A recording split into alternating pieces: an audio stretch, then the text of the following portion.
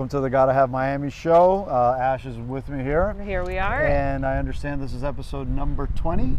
According to my count, which I'm not an expert at the numbers, but I think it's 20. I think we're at 20. And remember, everybody wanted us to come out to Kendall, and our original idea was to shoot from what was originally Don Carter. We'll get there one day, though. We will get one day? Yeah. Yeah, it's just, way out now. So we're basically, what you see behind us is a body of water. Can anyone guess? Can anyone guess where we are? In this body of water on Kendall Drive. On Kendall Drive. On Kendall Drive. So back when I was much younger, Kendall Drive was known as the road that went to nowhere. Yeah. And it truly did not go anywhere. It just ended on 137th, which is where Don Carter's was. And it was fields. Oh yeah, and I remember, and also there was a nice redneck bar out there years ago. I'm gonna tell you this story. So obviously I'm Cuban. My name's Javier Gonzalez, so you really can't get away from it too much. So I had buddies of mine that used to work at Dayland, which back when I was younger it was called Deadland because no one went there, and I ended up working at Jordan Marsh. So we were out there, and it's this little bar. And I go out there, and back then I was kind of semi-sophisticated, so I thought, so I would drink Heineken. Oh. Because there wasn't a lot of choices in beers, or food scene didn't even exist down here. So I remember going into this bar, and we sat down in the bar, and I look around, and it's called Knowing Your Audience. I look around, and everybody has a Budweiser in their hand. And when a bartender walked up to me, he goes, "Son, what do you have?" And I'm thinking to myself, man, if I say Heineken here, they're going to kill me. So I had a Budweiser. I looked at them and said, you know what, I'll have a Bud. Because it was the only thing that was going to get me through it. But yeah, Kendall Drive actually went nowhere. It ended up on Don Carter's. I remember even as kids, when we said to ourselves, oh, let's go bowling, we're going to go out to Don Carter's. It was like, oh my God, what a mission, you know? So, so we're out at, did we tell them where we're at? We haven't said where we're at. No. Should we tell them, or should we keep it? I think so, you tell them. We're here at Baptist Hospital, Baptist, Maine, 87th and Kendall. I don't know when this hospital was put here. A long time ago. A long time ago. But I know, even in my lifetime, it was a very small hospital. Sure and we're was. looking here like a whole complex now of and just buildings. So it's another thing that affects the real estate market. Any big development, specifically things like hospitals. Because you need to staff those. The healthcare, and this really pushed a lot of the homes that are behind us up from very, very modest pricing. Right. I remember, 400,000, 350, 400,000. Right. To now way a lot more money. You're lucky if you get it under the seven-figure mark. Yeah, absolutely. So we came out to Kendall because we were asked to come out to Kendall. We didn't go as far as we wanted to go to Kendall. But I have another story about it, talking about Kendall. When back in the 80s, when I got married, one of the first things that you had to do was actually move out to Kendall. It was like a law. You had to come out here because you couldn't afford anywhere else in Miami, and Miami didn't have the same kind of new construction. Right. So I remember when I first met my wife, she said, I live in Lakes of the Meadows. And if you don't know where Lakes of the Meadows is, I told her, and I said, listen, sweetheart, you don't live, there's no lakes, there is no meadows. You basically live in the Everglades. And this is a true story. I told them, watch when it rains, when you get a heavy downpour, you are going to see walking catfish. Oh. And the first time that she had a downpour, there they were, little guys. We don't see those anymore. No. I don't think because I've ever the Everglades seen them. isn't the Everglades anymore. Right, it's pushed out. So, by the way, we have a crow that's mocking us. So you hear him mock, hey, stop that crow. But again, Kendall has really grown into its own. Back then, it used to be that you didn't want to live out in the Kendall area. Yeah. And that has changed. It's changed dramatically. You did Kendall for quite some time. Yeah, I had a little a spurt there in Kendall. I had buyers that's where they were looking to buy. They made that decision because of price point.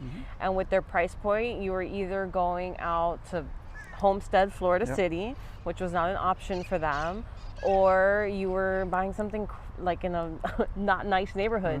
So Kendall's that place still to this day where you can get something at that affordable range. And still feel like you're in a nice neighborhood and you didn't just move into rundown stuff, And I think, and there's also a lot of choices too, which is one of the really interesting parts about Kendall and the neighborhood in general is that there is such a variety of product as opposed to, you know, certain neighborhoods that's either single family or you're on Right, on you a have condominium. everything in Kendall. You have townhomes, you have 0 lot lines. And I was laughing so hard because, you know, they've everyone in Kendall and Miami knows they've built out west and south by the Country Walk area so much. But it's so funny, no matter how much they're building west or south, it's all still Kendall. Yeah, yeah, it's huge. You know, like all the way down Kendall Drive, right before you get to Chrome, they built this beautiful new leasing complex of townhomes and condos. And like, they still consider this Kendall. Yeah. So it's just like Kendall's just growing large. Yes, Kendall. Kendall. Yeah, Kendall. It's very Kendall. big. I remember when we first came out here, well, first of all, you didn't get anything originally past 826. Right. So Doral, that whole, you know, Weston area, that didn't exist. And then back when, you know, when I got married and we came out in I got married in 84. By the way, it was my anniversary I mentioned the other day. So we got married in 84. And when we went out to Lakes of the Meadow, by the way, we bought our first little townhome out there because my wife lived out there, so I had to live out there. It was mandatory. If you're not Cuban, you wouldn't understand that, but you basically, the parents are close by, baby, you're living, yeah, you gotta go. And I remember that we bought our first little townhome, which we sold. Well, I'll tell you that story, but we bought our first townhome. Our interest rate was 9.9%. 9.9%. That was an FHA loan. The interest rates at the time were over 17%. Look at that. So you're looking at some crazy numbers. And the reason I bring this up is what's causing some of the issues that we're having with real estate right now? Interest rates. Interest rate. What are the interest rates currently at? Right Over around 6? 5, yeah. Over 5. Let's say 6. 6. Almost Think 6, about yeah. it. 6. We bought our first place at 9.5, almost 10. Yes. We bought a little 2-2 for $61,000. We sold it a couple years later. Talk about these inflationary numbers and stuff like that. So we sold it a couple years later when we moved into the Grove. We sold it, I think it was 6 years later. We sold it. We bought it at 61. We sold it at 62. $1,000. $1,000, and we had to throw in the table that my wife still complains about that we threw in the dining room table. Because if not, you wouldn't have sold the place. Wow. Just think about that, $1,000 in 6 years. Oh my gosh. So that's why a lot of these topics, when they come up to it, for us old timers, it's like, come on. Yeah, it's still a better market than what we went through back in the early '80s, which was a true recession. Let's talk about the elephant in the room, the market taking a slowdown. So I had a pause. I don't know about a pause, but just a noticeable slowdown. I had a meeting this morning with other RE/MAX agents, and everyone's kind of feeling the same thing. Tell the truth, you went for the bagels. I did. I ate the bagels. I listened to what everyone had to say. We had good conversation. But everyone feels a little bit of slowdown, except for a few agents. But I noticed that those few agents are very strong in the single-family home. Right. Single-family homes probably still going to be strong. If you can get them appraised. If you can get them appraised, that's the key. So appraisals, I think in Miami have caught up substantially. So we're talking about an appraisal from Fort Lauderdale. Yeah, we mentioned it on the previous show that we put this property under contract. We knew it wasn't going to appraise just simply because the numbers weren't there. Right. We just didn't think that it would appraise at over $110,000 less. $110,000 less, almost 20% of the asking price is what it was. The best line though was, and I have to say this, they're going to contest the appraisal. I don't think it's the sellers are going to contest the appraisal. And one of the classic ones was, hey, ours has a fireplace, and the other comps working didn't. fireplace. Working fireplace. And I apologize if I offend any sellers, but your fireplace, I have one, it's not worth 110 grand. Yeah. No, it's just not. But again, that's one of the things that we saw and we noticed it. And then you had an issue with a deal. Yeah, we originally, when we started the conversation about going under contract, this buyer was approved for the number. And based on changes in interest rates, just a couple weeks later, 2 weeks later, she can no longer afford that number because of interest rates. Yeah. So interest rates are definitely... They affect the perception of the market. You're going to get over it. You're going to get through it because, again, everything becomes a norm again. You know, when I remember when it was, 2.75 for a 15-year, I think we may start to see some 15-year notes, coming back, or some ARMs. That'll be a little bit more flexible. But I think at the end of the day, it'll just become everybody's new reality. Yeah. But I do believe it is going to affect. Again, we talked about it, the competition that's out there. Yeah. I think now you just mentioned it. You lost a deal simply because a person can't afford it. Yeah. Well, you're not you're not the only person in that same boat. Right. So again, Yeah. I think that's one of our new realities that we're going to have to deal with. And so it's still a good time to buy because interest rates are going to continue going up. They're projected to go up, and house prices are still rising. Yep. So, if you were thinking about buying and you were like, oh, let's wait and see, and now interest rates are up, and you're like, oh no, this is a terrible idea now, Right. Reconsider.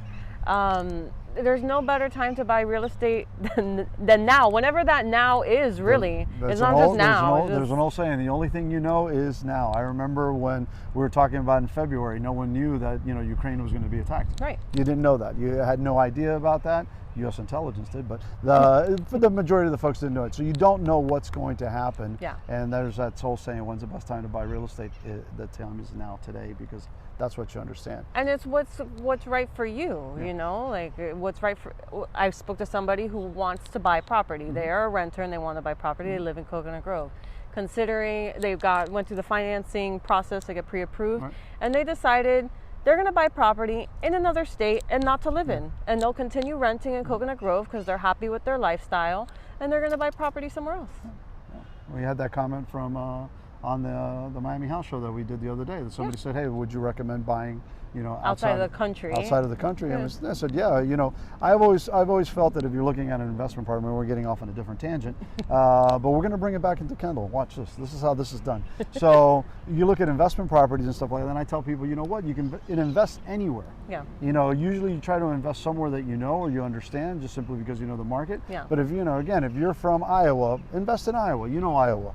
It doesn't matter where that income is coming from. Yeah. It doesn't have to be next door to your house. Correct. So going back to, now we're going to swing this around, good investment area has always been Kendall.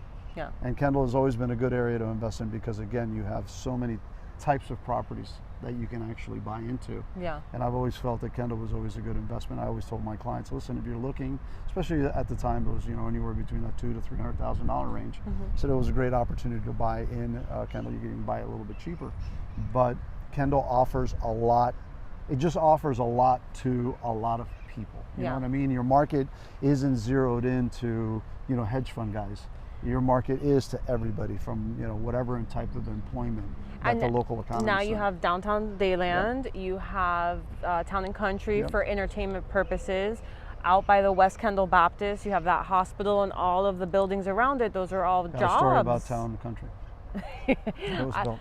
I remember Town and Country from my childhood. Do you? I do. Well, back we were talking about cuisine a little bit earlier, and Miami had no cuisine. Miami was a redneck town. People who don't understand that, you just don't get it. When I was telling that story about the redneck bar out there, there used to be a place down over on 152nd called Bogey's Barn.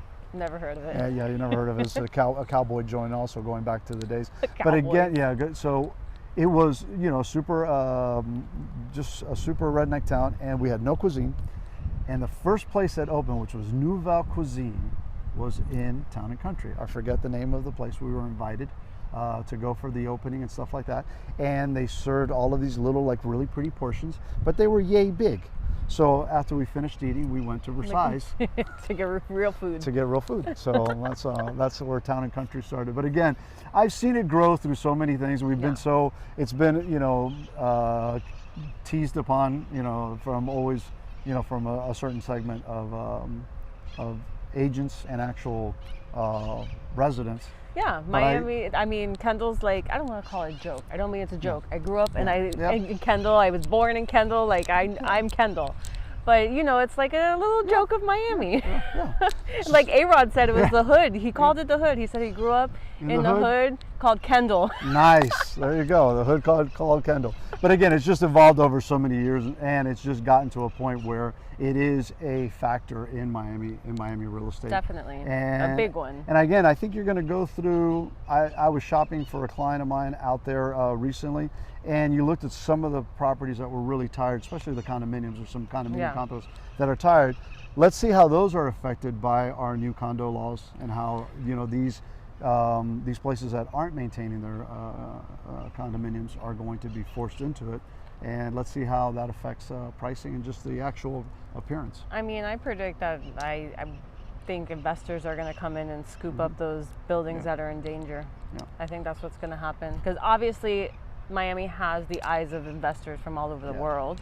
And there's some really good buildings that look like a good opportunity because they look like hell. Yeah. No, they do. And I think you just brought up something too, and we get that conversation about affordable housing.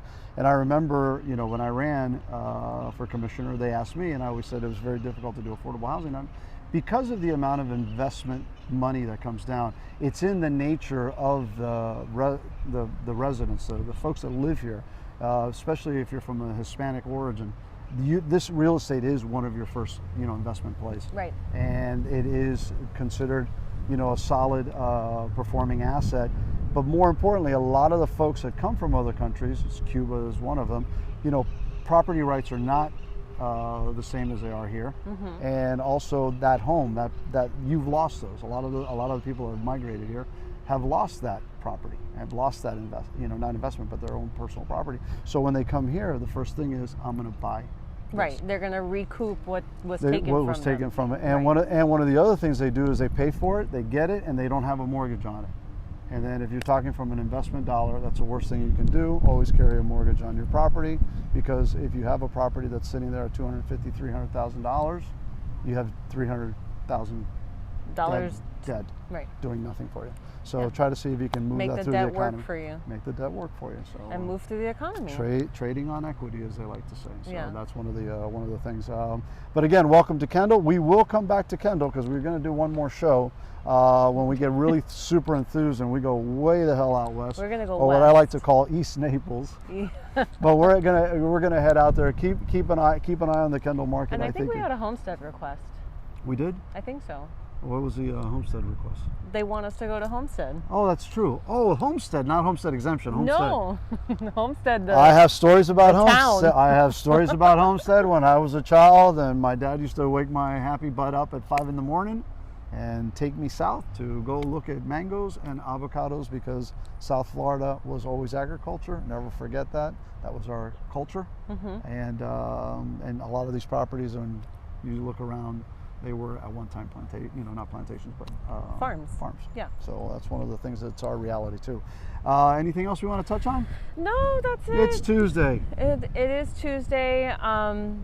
It's going to be an odd week. I feel like it's odd already, so it'll just continue that pattern, which I'm okay with. Yeah, we had oh, by the way, on the remember I told you about the Grand Prix that we did the original one? Yeah. It was Claude Pepper, who I didn't drop in the water. Good. I was thinking about Lawton Childs. He used to be the governor. Oh no. So no, Lawton was him. not him. It was the old dude Claude. Pepper. Yeah. So I was right. So you know what? You saved him from falling in the ocean. And the memory kept up. So again, we have a water. It's got a little beach. Maybe we'll jump in. Ashley likes to take pictures of the, and I have a story about the McCovey ducks, but that we'll get to another conversation too. So thanks for joining us thank you. From Kendall, and we'll see you on Friday. We'll see you on Friday. All right, take it easy, guys. Thank you very much. Thanks.